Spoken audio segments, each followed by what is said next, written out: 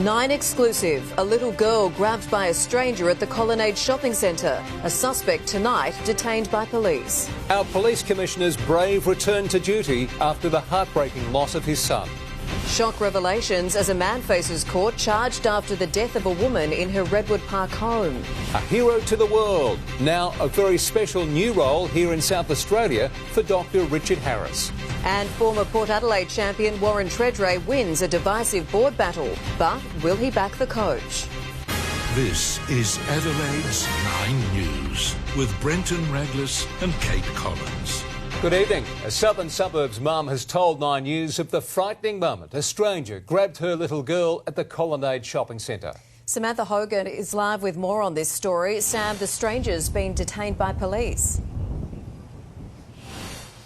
That's right, Kate. The terrifying incident happened inside the centre around 9:30 this morning. The mother was with her 3-year-old child when a stranger, a woman, grabbed her toddler by the wrist. The little girl suffered injuries to her wrist and arm, just as you can see in our vision.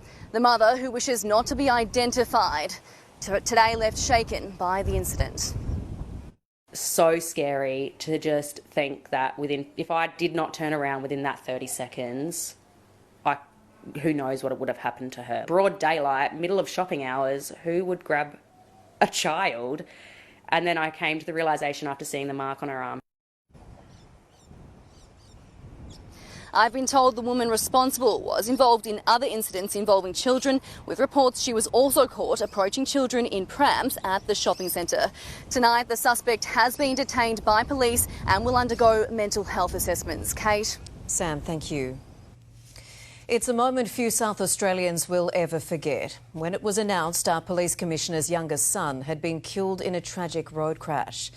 Now, the quiet next step in moving forward for the Stevens family. After 2.5 months, Grant Stevens is back at work. In official uniform, our top cop returning for duty. Grant Stevens at his first public engagement since the death of his son. The swearing in of Dr. Richard Harris as Lieutenant Governor of South Australia.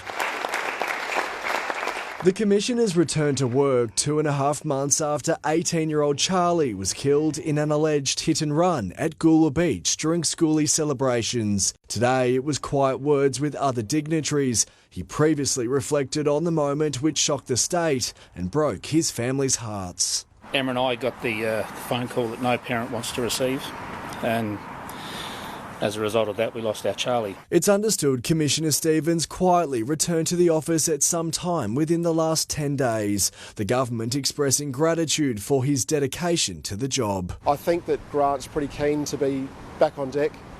I know that he's felt welcomed, and we welcome him. It's great to have him back. Thanks also given to Deputy Commissioner Linda Williams for the way in which she has filled the void. Some extraordinary leadership from Linda Williams, the Deputy Commissioner who has been acting. Now, it was entirely up to the Commissioner as to when and how he would return. The Police Minister says Grant Stevens chose to come back in his full capacity. Brenton. Ollie Haig, thank you. It's been revealed the death of a young Redwood Park woman may have been caused by a misguided attempt to save her life.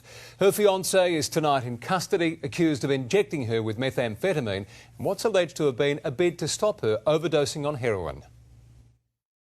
A young couple seemingly in love, their friends now heartbroken. She was just a really beautiful, loving human being.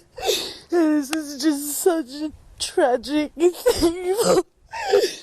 26-year-old Amy Bowden was found dead inside their Redwood Park home early yesterday. Her fiancé, Ethan Ross, arrested, accused of injecting her with methamphetamine in a misguided attempt to save her life. This is just so unfortunate that it came to this. It's alleged Amy was overdosing on heroin and that 27-year-old Ross first tried to get legal drugs from a chemist to reverse the effects before injecting her with the illegal drug, thinking it would wake her up. He called an ambulance, but it was too late. It's quite sad to lose someone in the community, and especially a sudden death, which has been quite traumatic. Ross is a cybersecurity expert. Until recently, the couple ran a consultancy business together from their Somerset Avenue home. They moved there from Melbourne a year ago. We've been here for probably 50 years.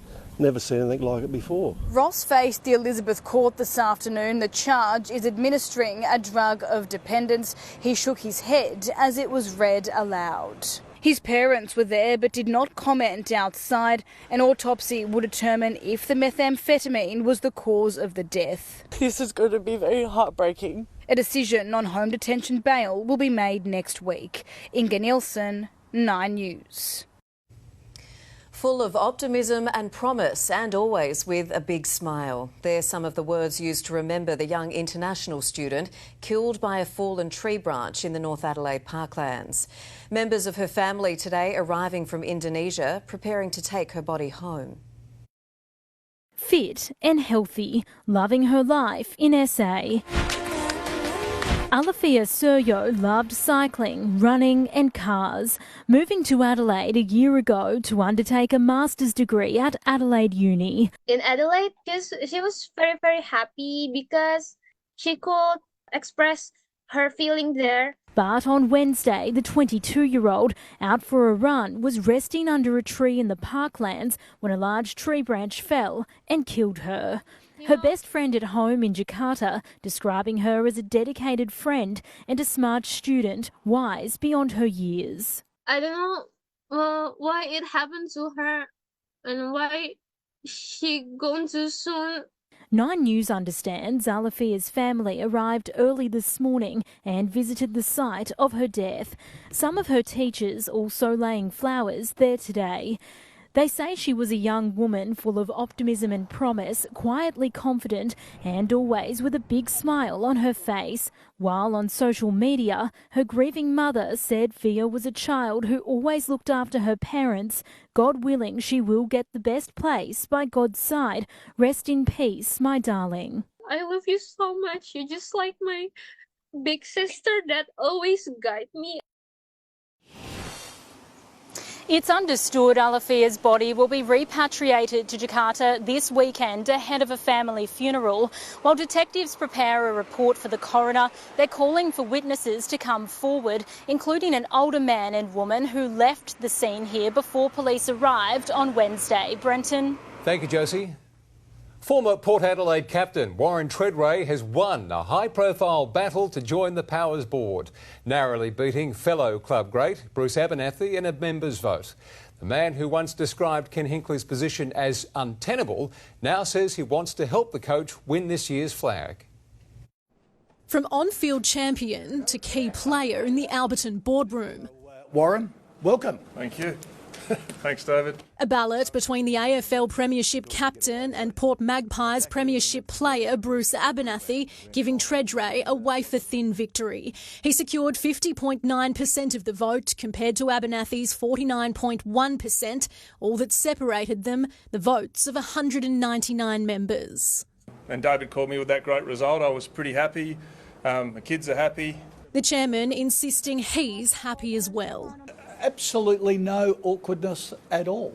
There had been tensions between Kosh and Tredrea as the former centre-half forward became the centre of attention over an apparent feud with coach Ken Hinkley. Thanks. Yeah, that's a hard little handshake. The rift escalating after a showdown loss last year.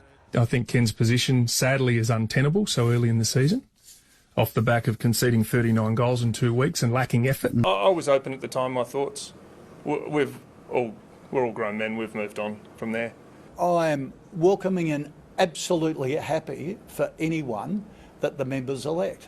A near record 10,500 members took part in the vote, forced to choose between two club legends. Some fans feel the process went against what's become a key club motto. The club didn't decide who was going to run in the member election, so it wasn't divisive to us at all. Tredrea says his goal is to help and not hinder Hinkley's success. My role was a governance role on the board and overlook football and ask the appropriate questions that I deem fit for the best interest of the club. And Ken's role is to get as many wins as possible in premierships for the club. Beth Excel, 9 News. Thieves have used a stolen van to smash through the front of a hotel in Kersbrook, making off with the ATM. It's understood the cash in the machine had only recently been topped up, and staff say it's the second time in a year the pub's been hit. Inside a stolen van, thieves line up their target. Reversing through the front window of the Maidstone Hotel, setting off alarms, shattering glass and splintering wood. The criminals honing in on the recently stocked ATM. Bloody thieves, I don't know. It's hard work nowadays, especially in this industry. It's getting harder and it's just a kick in the guts. It's barely 4:30 in the morning, the noise bringing residents from their homes. One tries to spook the ram raiders with a torch, but they're gone in less than a minute. It looked like just two of them.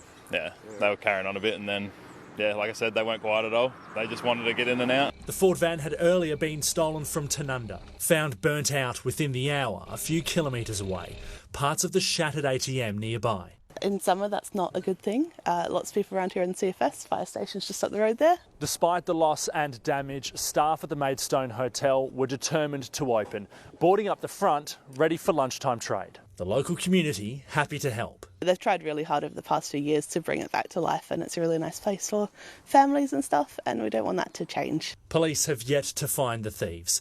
Will DeFulvio, 9 News. CCTV has captured the moment an abandoned Paralawi home became engulfed in flames. Fire crews were called to Brenton Road just before 2 this morning. It's believed the fire was deliberately lit.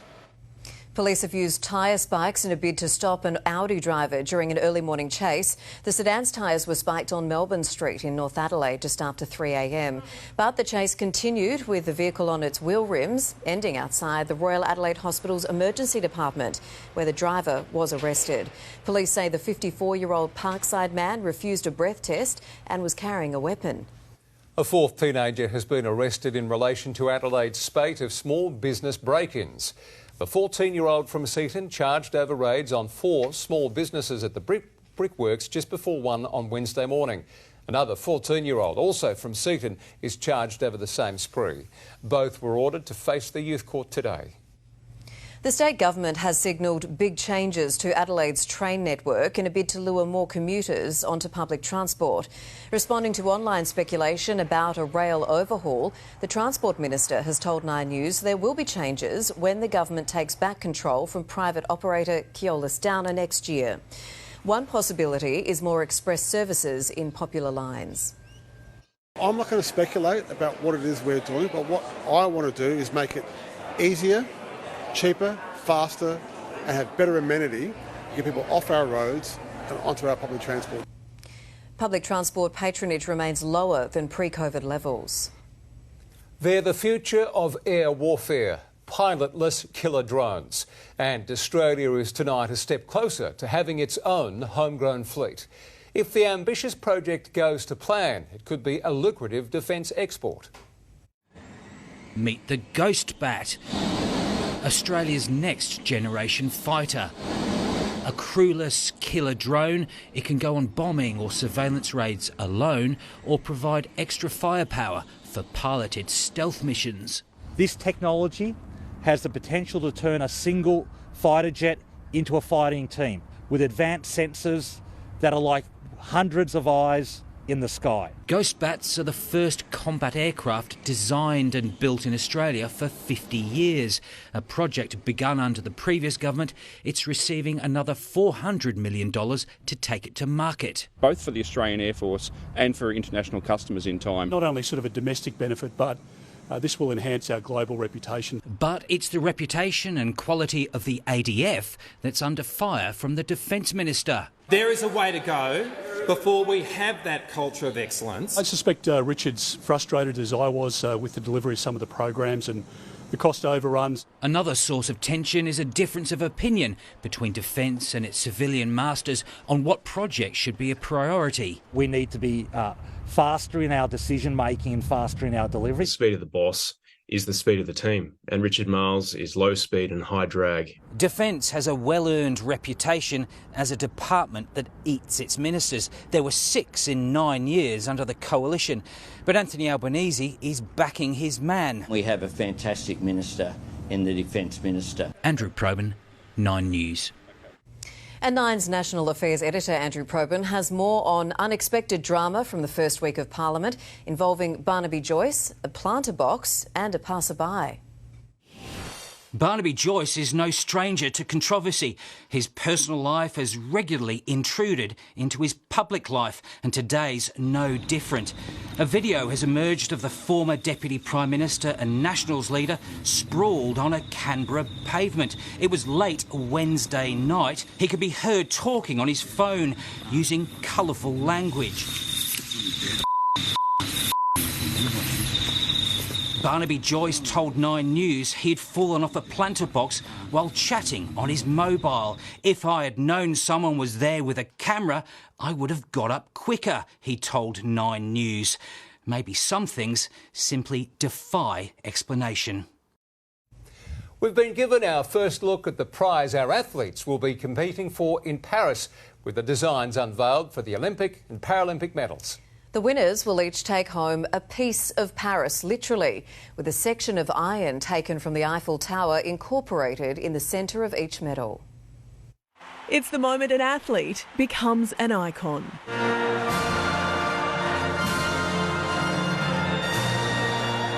The pinnacle of any sporting career, and in Paris, the pinnacle of the city itself, at least a piece of it. We wanted to have this French touch, and we thought that the Eiffel Tower would be this cherry on the top. The design for the gold, silver and bronze Paris 2024 medals now unveiled. En 2024, le rêve est un bijou. Et Paris en est l'écrin. At their centre, 18 grams of iron from the original Eiffel Tower, built in 1889. The pieces of iron had been taken from the Eiffel Tower during routine maintenance over the years and stored in a warehouse. Now shaped into a hexagon and set like a jewel, surrounded by precious metal, crafted by a luxury French jeweller into ridges designed to sparkle. To have the Eiffel Tower present in the middle, it's for us the best demonstration that we want to offer the best of France to all the athletes. Aussie kayaker Tom Green won gold in Tokyo. He's ready to add to the collection. The design looks so cool, but at the end of the day, you know, we're not doing it for the design, we're doing it for what it stands for and what the Olympics are. 168 days to go. Jane Azzopardi, 9 News. That is so cool. Very impressive. Well, Tom Rehn is here now with what's ahead in sport, and Rennie, you'll have more on Port's board election a little later. Certainly will, Kate. We'll be live with those details on how things are going to work a little bit later, as you said. Hi, everyone. Plenty of football is coming up, including the return of a key Crow from injury, plus why James Magnussen plans to juice to the gills at the Enhanced Games. Thank you, Rennie. Talk to you soon. South Australian hero who made headlines around the world for his brave and bold leadership.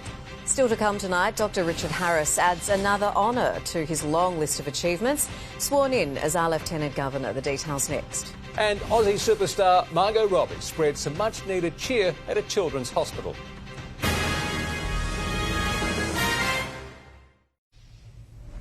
He had already been hailed a hero, but now a special South Australian has been honoured again. Dr Richard Harris, who helped save the lives of 12 children as the world watched, is tonight our state's new Lieutenant Governor. A selfless South Australian already hailed a hero, now another special honour. Dr Richard Harris sworn in as South Australia's Lieutenant Governor. I felt very proud actually, and I was thinking of my parents and family at that moment. In 2018, Dr Harris, who was a qualified anaesthetist and experienced cave diver, was instrumental in the world-famous Thai cave rescue. 12 members of a kids' soccer team and their coach freed from a flooded Thai cave after 18 days. Later that year, he was awarded the Star of Courage, Australia's second highest civilian bravery medal, and then in 2019, recognised as the Australian of the Year. To use our skills to help save those those young boys and their coach. So when we came back, it felt like we'd just been to do a job that we were trained to do. And as if he's not busy enough, Dr. Harris is also the author of 2 children's books written to inspire kids to be brave. The main character based on his own pet dog, Alfie. As South Australia's new Lieutenant Governor, Dr. Harris will support the Governor in her role and act as the state's vice-regal representative in her absence. If I can help her out with some of her engagements and get to meet a bigger part of our community, that'll be a real treat for me. He's got the perfect demeanour to be able to engage with South Australians in both a formal way and an informal way, and is someone who's dedicated his life to service, so he'll do an outstanding job. Dylan Smith, 9 News. Well done. The Missing Persons Squad has taken over the search for Victorian mother Samantha Murphy, now in its 6th day. The 51-year-old was last seen leaving her home in Ballarat East for a run last Sunday. Police are appealing for anyone in the area to check dashcam footage for any possible sightings. An emergency is unfolding in Perth tonight where a huge industrial factory is on fire. The beachside warehouse at Kwinana is believed to contain agricultural products, including sulphur, fuelling the flames. Toxic smoke is streaming from the site, with firefighters battling the blaze in temperatures above 40 degrees. Well, it's not too late to register for tomorrow's Pink and Blue event at West Beach. More than 1,000 people are set to take part, tackling either a swim, a 2-kilometre walk or a 6K fun run. The annual event raises vital funds for breast and prostate cancer research. It kicks off at 10 a.m. And those at West Beach tomorrow will be hoping for clear skies. Chelsea Carey is here with a check of the weather. Chelsea, what's in store? Well, plenty of sunshine right across Adelaide tomorrow. Might be a bit windy in the early morning, more so through the hills, but still should be quite a nice day for getting out and about. Today, we've really had some brilliant Friday weather with blue skies across Adelaide. We made a top of 29.1 here in the city. Right now, it's sitting on at 25 degrees. Now, the real summer heat will start to kick in on Sunday as winds turn more northerly. We'll see temperatures rise across the state. And at the moment, well, Monday looks like it could be a scorcher. One of the hottest days Adelaide's seen so far this summer. I'll have the full details soon. Terrific. Thank you, Chelsea. A volcano emergency erupts in Europe. In the news ahead, molten lava carves a course across an icy landscape, consuming roads in Iceland. Plus, the US president's angry response to an investigation which claimed he couldn't remember his son's death.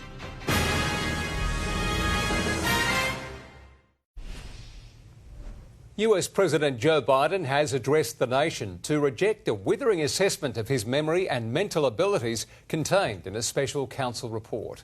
His predecessor was also on the defensive today, insisting he should remain on the 2024 presidential ballot. Cleared of criminal charges,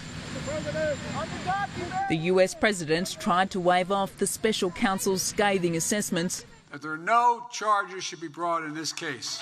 But Robert Herr's investigation questioned Joe Biden's mental health, assessing he would likely present to jurors as a sympathetic, well-meaning, elderly man with a poor memory. Further, he did not remember when he was vice president. He did not remember, even within several years, when his son Beau died. Visibly angry, the president called a national address to respond. I don't need anyone to remind me when he passed away. Claiming his interviews with special counsel took place one day after the Hamas attacks when he was managing an international crisis.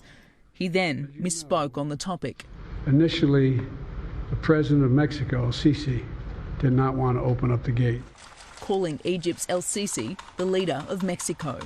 Although cleared, the report added that Biden's haphazard storage of classified materials presented serious risks to national security. I did not share classified information. Biden seeks to distance himself from the former president's federal classified documents case. Traitor is a traitor!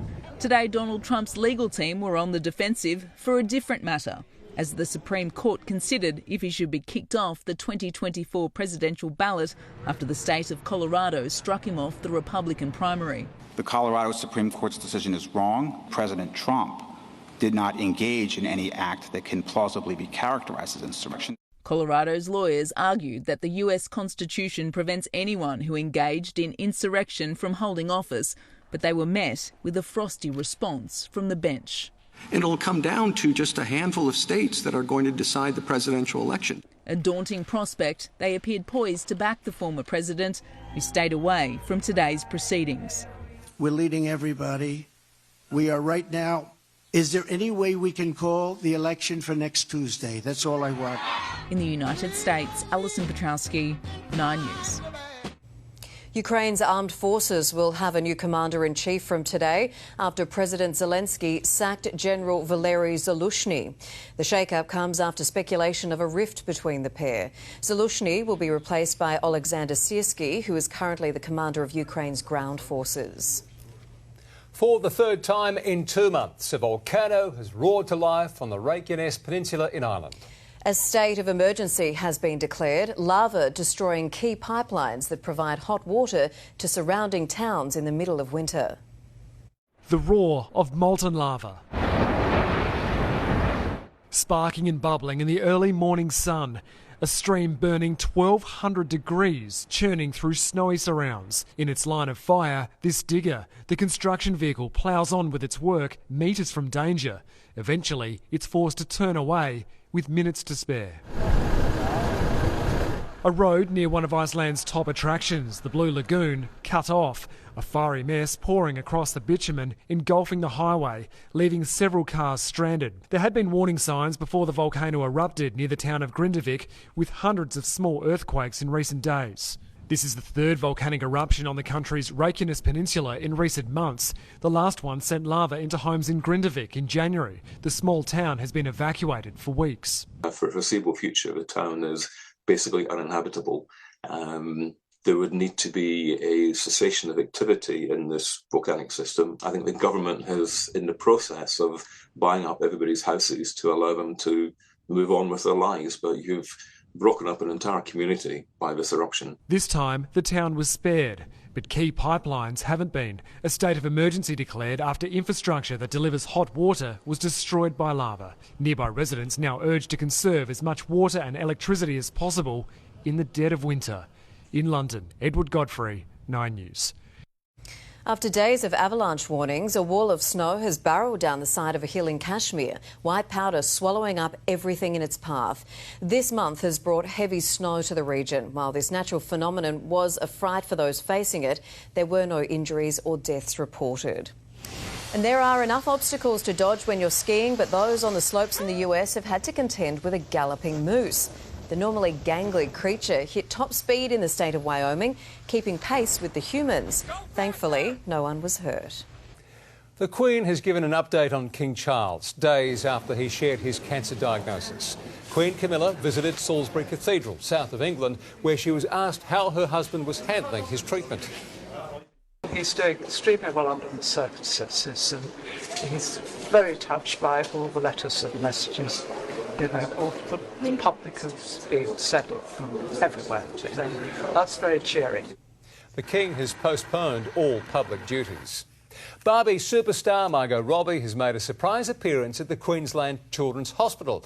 The A-lister paying a special visit to 10-year-old Charlie, who is currently undergoing her second round of cancer treatment, aided by childhood cancer support. She said my eyes were beautiful. First celebrity I've ever met, and Charlie, and we did it together. Without childhood cancer support here, we wouldn't have a place to stay, or I don't know what would happen with treatment. Robbie was also spotted enjoying lunch on the Gold Coast. Almost $150 every year. That's the average amount we spend on surcharges. When 9 News returns, we'll tell you the ways you can save on the painful fees when paying with plastic. And the countdown is on. We have a sneak peek at the stars in this year's famous Super Bowl ads.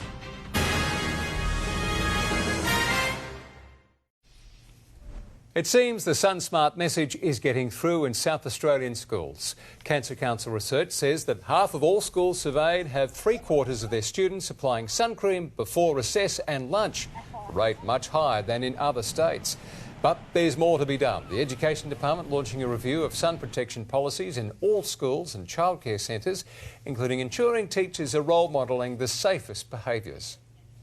Well, it's a supersized sporting event that draws the biggest stars to the most expensive commercials of the year. When Super Bowl 58 kicks off, millions of people will be tuning in, not just for the football or the blockbuster halftime show, but for all the ads in between.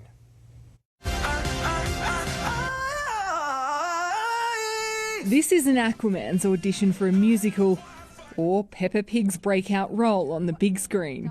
Now, if there were only someone made of pigskin. Bingo. Oh dear. It's a sip of soda and your first taste of Super Bowl 58. Tom, do you mind being an angel and sliding over just a thing? And one more big step right there and perfect. Big commercials, big names and big bucks. 30 seconds of airtime during the Super Bowl is costing brands almost $11 million. Mr. Messi! But it's not just all drinking beer and eating wings. There's a new fan base in football and advertisers know it. I find you guilty of reckless spending and sentence you to $14 glowy skin. Taylor Swift credited with bringing a booming female audience. Okay. Can we not? Uber Eats as usual, bringing an A-list cast. So David and I are going to be in a little commercial. Be honest. I am. Honest. Okay, it's a big commercial. Posh and Beck's working alongside an Australian to bring this ad to life. The T-shirt was actually her idea, and that just again gives you a bit of a sense of how up for this they were. Super Bowl 58 is expected to bring a record number of viewers. Why? Maybe it's the ads, or the football, or Taylor Swift, or maybe it's all of them, along with the halftime show. This year, it's Usher. Definitely has been a challenge to squeeze 30 years into 13 minutes. The R&B king preparing to pack a punch. He says there may be surprise guests, but Sin City and the world will have to wait and see. In Las Vegas, Lauren Tomasi, 9 News. The cost of going cashless is rising as more businesses tap into the credit card surcharges. Australia is one of the world's worst offenders for allowing the practice, and some believe it might push us back into cash. At Alta Community Coffee, your morning brew won't come with an additional cost for paying with plastic. We don't pass on the surcharges to our customers. We feel that, we absorb those as a business. Even though 85% of the cafe's customers are going cashless. Hospitality has been doing it tough recently, and so we understand that businesses might need to increase those fees. And what we find is customers really just want transparency about those things. Experts say we're now forking out $140 a year each to make purchases electronically as banks continue to hike the cost of tap-and-go transactions. They can take a $100 debit card transaction, send it to FPOS, pay about 30 cents, but then charge the merchant up to $1.90 for that transaction. So about a 6, 7, 800% markup. Aussies are leading the world in the cashless revolution, making on average 730 electronic transactions per person last year, a figure that's more than doubled in the past decade. But we're one of the only nations where surcharging's permitted. You can surcharge, but no more than cost of acceptance. In other markets, it's completely banned. It pays to pay attention because fees can range considerably. For example, when purchasing a seat on a Qantas flight, you can pay 0.3% on top when using a MasterCard debit card or a 1.01% surcharge when using a Visa credit card. The popular Square contactless terminals at a processing fee of up to 1.9%. Potentially, as those surcharges start to erode household budgets, we may see people returning to cash. And we know that if you use cash, you're more likely to spend less and budget better than simply tapping and going. Abby Gearin, 9 News. The sport is up next, and Rennie, you've got breaking news on Travis Head. We sure do, Kate, and it's great news for the South Aussie as well. We'll have exclusive details on that story next. Also coming up, Warren Tredrea, the former Port star who wanted to get rid of Ken Hinkley, is now elected to the board, and the perfect result for the Opals.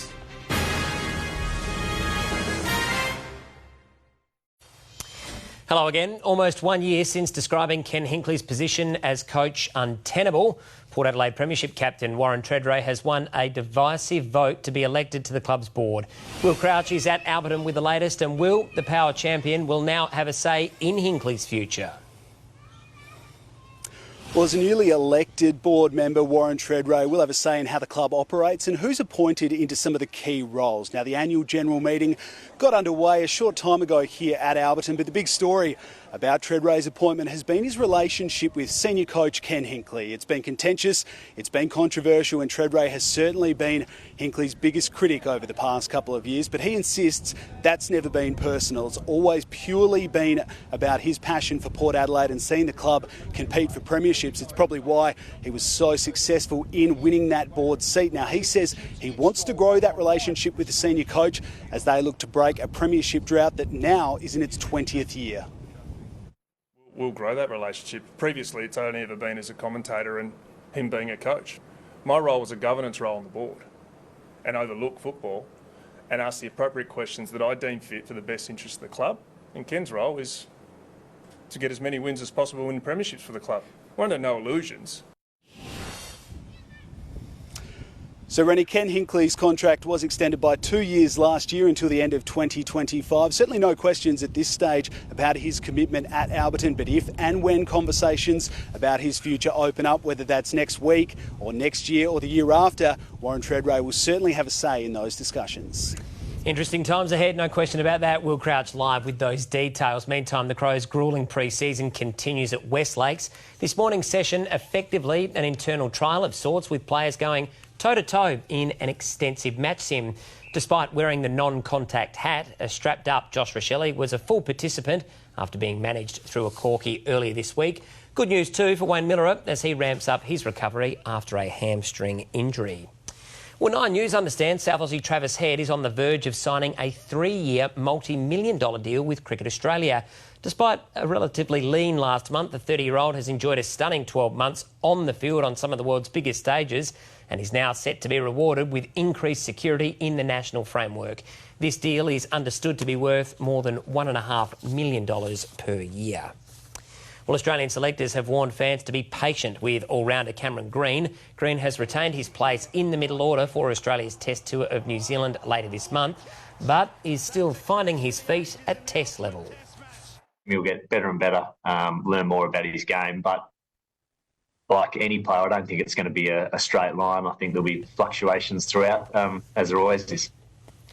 Veteran Michael Neser is the only new name to be added to the squad. Victorian Scott Boland will also be on the plane.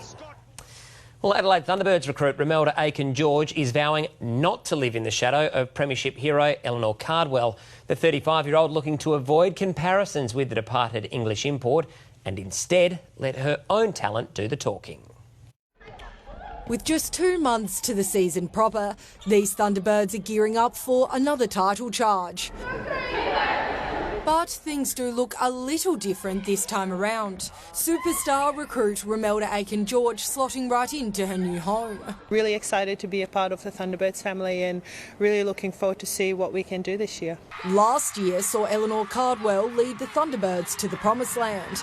And despite the English international's incredible efforts, her departure opened the door for Aiken-George to arrive in Adelaide. She added a lot of value to the team, and I think personally, I know what I bring as a player. I'm not coming here to be like Eleanor. The veteran instead determined to bring her own flair to the Thunderbirds. My records speak for itself. I don't compare myself to any other shooters. I bring what I bring. Aiken-George will be hoping to lead the Thunderbirds to back-to-back grand finals and won't have any issues standing up. Currently holding the record for the most goals in a Super Netball grand final with 63. That is the main aim. I think any club wants to win a championship. Do the basic things really well, be confident in our game plan, and whenever we step out on court, we're here to dominate. Emma Henderson, 9 News. Well, Olympic silver medalist James Magnussen has revealed an extraordinary plan to take performance-enhancing drugs at the newly founded Enhanced Games. The 32-year-old retired in 2019, but a $1.5 million prize is his to take if he can break the 50 metres freestyle record. You know when you sit around the pub with your mates and you say, what would you do for $1 million? I'd try and break a world record for $1 million. So that was the first thing. The controversial Enhanced Games will not be subject to drug testing and are slated to be held in December. Well, a subpar performance at the Men's Basketball World Cup has lit the fuse inside the Boomers camp ahead of the Olympics. And while Melbourne United star Chris Goulding has his sights set on Paris, today he couldn't keep his eyes off another form of the game. In a distinctive location where shoes equal style, this is basketball, but not as you know it. You'll see some things out here that you definitely won't see on an NBL court, that's for sure. Melbourne United star Chris Goulding loving every minute of street ball tournament Summer Jam. It makes for a welcome distraction with United in prime position to lock down the NBL minor premiership. If we win one or two out of our last three, we'll secure top spot. No rest for the wicked. We want to win this thing, and it starts with securing top spot. It's set to be a hectic 6 months for Australia's men, who are desperate to make amends in Paris after their worst performance in a decade at the World Cup. There's a little bit of a bad taste in all of our mouths. We sort of spoke that that's half-time. The second half is coming up at the Olympics. It was as if an Olympic medal was on the line at Summer Jam today. The three-day tournament setting up shop in St Kilda.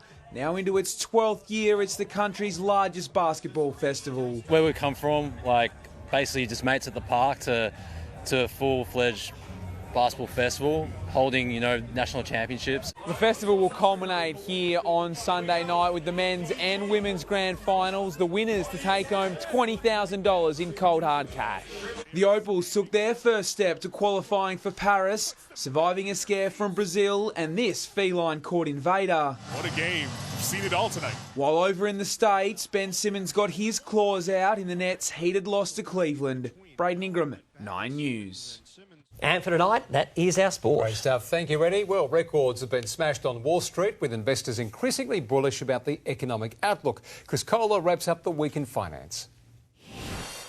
Wall Street's main index briefly topped 5,000 points overnight for the first time ever. It's gained nearly 5% in the last month, with Meta up 30%, Disney up 20% and Microsoft up 10%.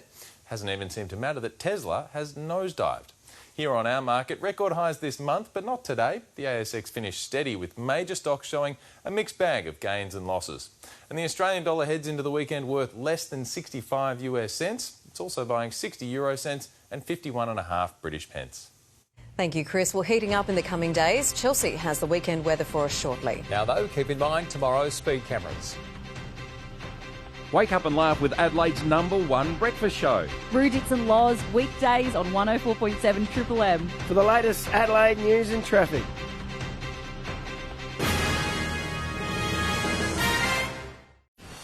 Well, our run of sun is set to continue as we head into the weekend. Today, well, barely a cloud around, and we warm to a top of 29 here in the city. And if you're heading out tonight, it's still sitting on 24 degrees.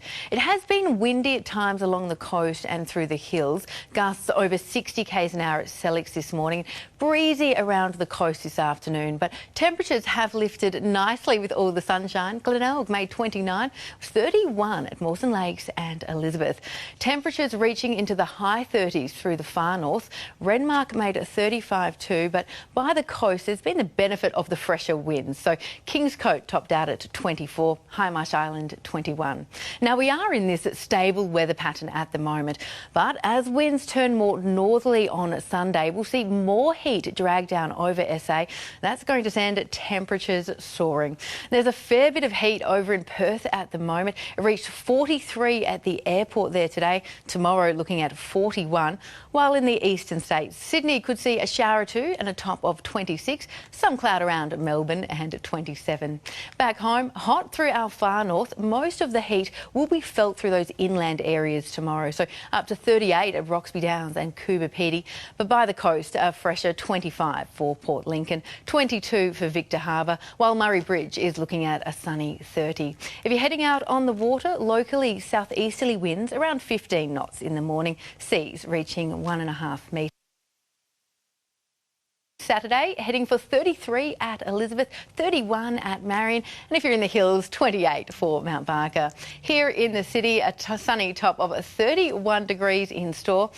heating up further on Sunday, 34. Then Monday is our scorcher, heading for 39 in Adelaide. But thankfully, the heat won't last too long. We do have a wind change rolling through, dropping temperatures back on Tuesday. Brenton and Kate. I'm looking forward to that heat. Thank you so much, Chelsea. That is 9 News for this Friday. The current affair follows. Then Will McDonald is back in the chair tomorrow and Sunday. From the Adelaide newsroom, have a great weekend. Good night.